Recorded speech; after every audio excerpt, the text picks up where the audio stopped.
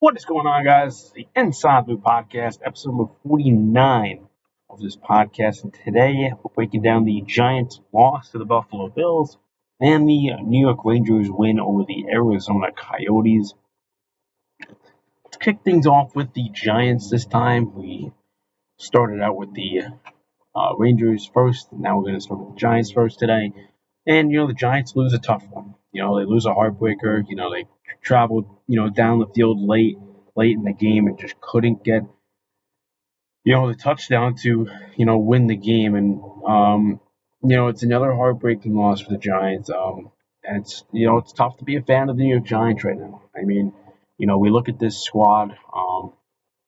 Offense doesn't look great. They're averaging, I think, maybe just above 10 points per game, maybe 11. But it's still, ranked, somewhere at the bottom of the league. And, this offense can't get much going. Um, I think, the weapons need to improve. I think Darren Waller is a really good addition to this team, but I think the wide receivers need to be better. I mean, Darius Slayton had a really solid game. He had a few catches for a lot of yards, so I thought he played well. We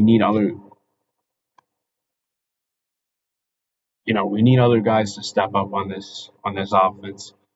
Saquon had a few good ones at the end, but started off slow. I mean, looked like he was kind of just getting, his feet back, but, definitely excited to see Saquon back in this lineup. He's a huge,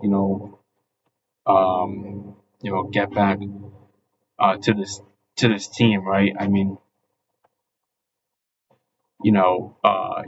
dealing with Matt Breida and Eric Gray is definitely no Saquon Barkley. I thought Tyrod played pretty good, for being a backup. I think he's one of the better backups in the NFL, in my opinion, and I thought he had a pretty good game. Aside from his bad audible that led to that defensive stop by the Bills on that Saquon run, and, just some miscommunication with Dable, thought, I thought, there's some plays that you want to, have back, right?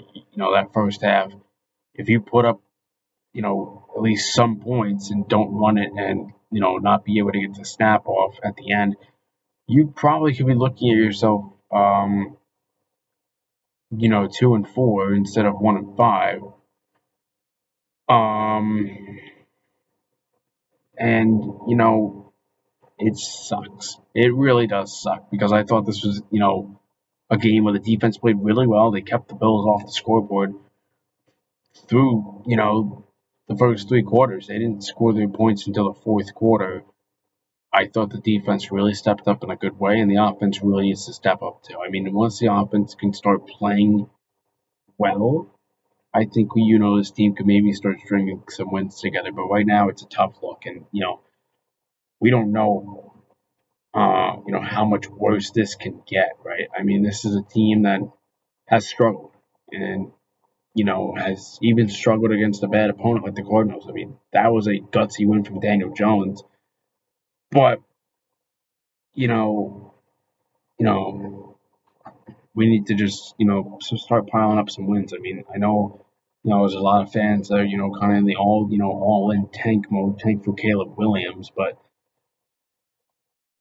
I mean, it's tough to say that they're going to get that first pick, right? I think you're probably going to probably settle for more, the fifth pick or fifth to seventh pick overall, and you're probably going to take maybe Joe Alt at Notre Dame, that tackle, or one of those other tackles, because I mean, offensive line needs to be addressed. I mean, they don't have a consistent line with the same guys. You're moving guys around. You're moving, guards to center. You're moving, right tackles to right guard. I mean, Evan Neal, I thought he played pretty decent, I think. I mean, I know a lot of people want him to, get booted out of New York after his hamburger flipper comment.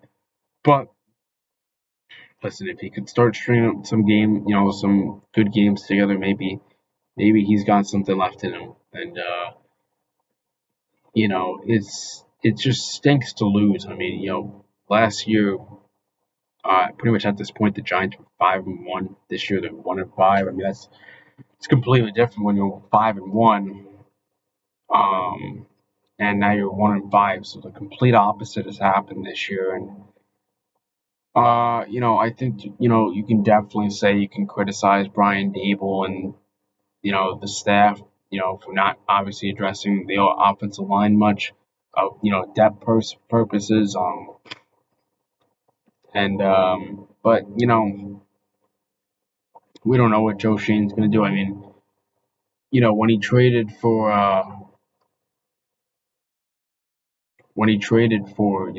Isaiah Simmons, a guy that the Giants were looking at in the draft, he gets him for nothing. So I mean, Joe Shane probably has some tricks up his sleeve that we're just waiting on. Maybe he makes a trade for a wide receiver or something, because that's probably the best bet, to just trade for one, an established wide receiver for the Giants. Because I mean, we've seen some of the guys that they've drafted, and they haven't been amazing, except for really Odell Beckham Jr. But obviously I'm pissed. Losing sucks. But you got to move on from it, and you just got to focus on who you got next, right? You just got to keep focusing on that. I mean, the Giants play um some not as good teams down the road, right? But, it's their schedule's hard this year, right? I mean, they got the Commanders upcoming, the 22nd. Then they got the Jets, and then they got the Raiders. So I mean, those are um, I think those are games you could probably take. I don't think the Commanders are much better than you. I don't think the Raiders are much better. I mean, they got a pretty decent defense back there, and their QB situation isn't great. And then with the Jets, I mean, they just came off a huge win over the Philadelphia Phillies. So, and not the Phillies, the Eagles. My bad. Baseball talk, all that. We'll talk with the Yankees eventually. But,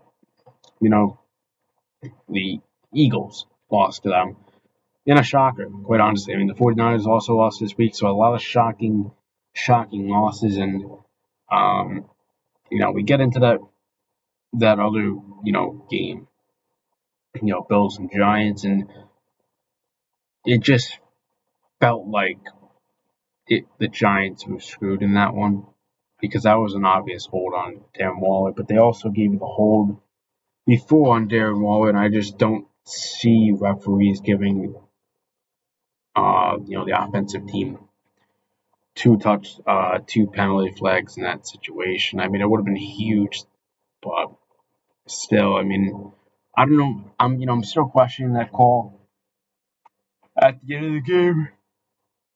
But no, regardless, I mean, tough loss. Move on, beat the Commanders, and then go, start, 2-5. I mean, if you lose to the Commanders, I mean, it's really bad. And if you go like 1-2 against these teams, then you're probably all in for at least a locked in fifth overall pick, probably. But now we get into the New York Rangers. They defeated the Buffalo Sabres. Then they lost to the Columbus Blue Jackets in quite a game that, 3 goals get taken back. But then they bounced back against the Arizona Coyotes. And I got to say, that Coyotes team is fun to watch, especially, that power play goal they had. That was very nice by Clayton Keller. Clayton Keller is a very good player. I mean, Shesterkin held his ground very well. He stopped that huge penalty shot on Jason Zucker. And Igor Shesterkin is very good in October. He's very good to start off his seasons all the time. And you need him to be good. I don't know when Jonathan Quick is going to start, but anyways, the Rangers go to start their season 2-1 on the year. That's a good start, right? You grab points. It would have been nice to be 3-0, but because I don't think Columbus is that good. But get that bad loss out of the way. And then there's a big scrum at the end. Igor Shesterkin got into it with Dumba. That was kind of funny. But regardless, this is a Rangers team that I think has lots of potential. They're still interested in free agent Patrick Kane along with the Sabres and Red Wings. I don't see the Rangers getting Patrick Kane because they need Lafreniere and Kako to develop, right? They need those two guys to develop, and if you get a guy like Patrick Kane, he's going to want those top minutes, right? He's going to want to play with Panarin or Zibanejad on those top minutes, and I don't think he would necessarily accept a third line role. And if you do it, then what is it with Blake Wheeler? Is he in and out of the lineup? Like, I just don't see the Rangers getting Patrick Kane back. Honestly, if I had to take a guess where he goes, probably Buffalo. They're struggling a bit. Why not get a guy like Patrick Kane pair with Tage Thompson? That would be deadly. I think that's what the Sabres should do. And the Red Wings, they're just interested because, that Kaner-Trinket matchup, they're two very good players. But, they don't want to make this video too long. We're about 11 minutes right now. The New York Rangers, of course, are under new staff. They really, I think, need to get off to a good start. Because, I look at their upcoming schedule, right? It doesn't look too difficult, in my opinion. You play Nashville at home on Thursday, so 2 days from when I'm recording this. I'm recording this on Tuesday. You play the Kraken. You've had pretty good success against the Kraken. The Flames on the road. The Oilers, Canucks, Jets. So that's kind of your Canada trip. Then you head back to take on the Carolina Hurricanes, and that's a game that you really mark on your calendar because those are two top dogs in the Metro. And you got to start hot in the Metro because that's probably the toughest division in the league. If you start off cold, you're putting yourself in a really bad spot. But and we don't know when Jonathan Quick's going to start. Honestly, I could probably see him starting against the Nashville Predators on Thursday. Put Igor in. And I would like to see Igor play against the Oilers for sure. But I could definitely see Quick having a few of those games. Let me see if they're back to back. Any of those games.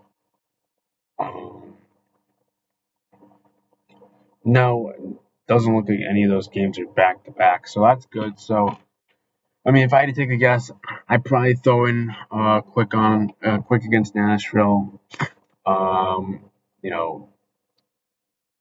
Probably Igor against Kraken.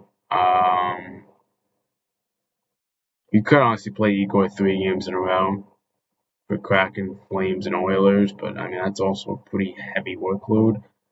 Then you take on the Canucks. You could give Quick that game. You definitely want Igor playing against Carolina, right? So you definitely want to make it to where Igor is playing Carolina. I think he should be playing Carolina and New Jersey at all costs. I don't, and then just play Quick against the back-to-backs or the bad teams. But regardless, this has been episode number 49. Close to 70 subscribers now. Of course, thank you guys for all the support. And we are breaking down the Giants and Rangers today. Hit that subscribe button, that notification bell, so you know when I upload all these videos. And I'll see you guys in the next one. Peace.